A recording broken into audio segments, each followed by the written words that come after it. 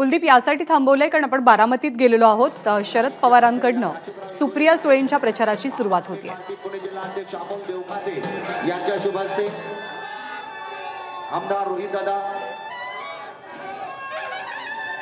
जगन्नाथ बाबू शेवाळे साहेब जिल्हाध्यक्ष ज्येष्ठ नेते, आमदार रोहित दादा पवार साहेब बोलक मैदानी तो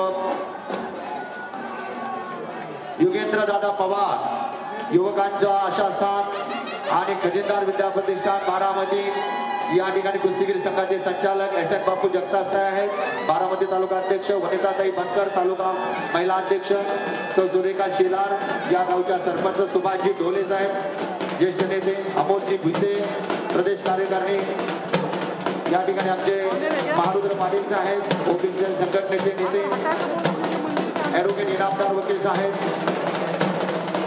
हा प्रचाराचा नारळ महाविकास आघाडीचा लोकसभा मतदार संघ महाविकास। आपले प्रतिनिधी जयदीप भगत सध्या आपल्या सोबत आहेत। जयदीप, खरं तर लोकसभेसाठी प्रचाराचा नारळ वाढवणं किंवा प्रचाराला सुरुवात करणं ही बारामतीतनं पवारांसाठी रुटीन गोष्ट, पण या वेळेला हा कार्यक्रम वेगळा कसा आणि कशा अर्थानं बनतोय?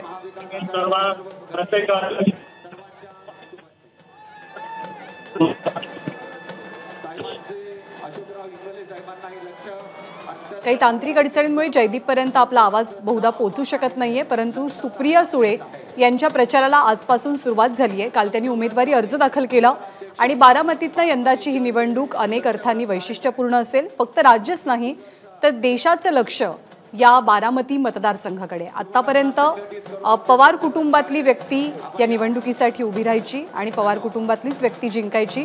यावेळेला मात्र पवार विरुद्ध पवार असा सामना इथे रंगलेला पाहायला मिळतोय।